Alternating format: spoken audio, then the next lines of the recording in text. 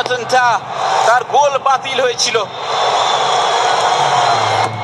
পেনাল্টিও miss করলো Jonathan টা। Jose কানালে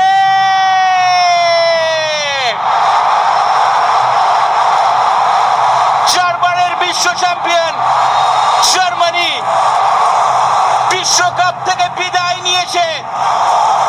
16 বছর পর বিশ্বকাপের মঞ্চে প্রত্যাবর্তন ঘটানো প্যারাগুয়ে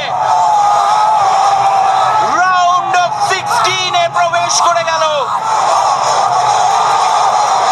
সেই প্যারাগুয়ে যারা এই বিশ্বকাপটা শুরু করেছিল 4-1-এ হেরে, সেই প্যারাগুয়ে আজ আবারও দুর্ধর্ষ ডিফেন্সিভ স্ট্রাকচার বজায় রাখলো এবং ঠিক 16 বছর আগে যেমন তারা নকআউট স্টেজের প্রথম ম্যাচে পেনাল্টিতে জিতেছিল, এবারও তাই করলো অরল্যান্ডো হিল, আজকে সুপারস্টার এই প্যারাগুয়ে দলের।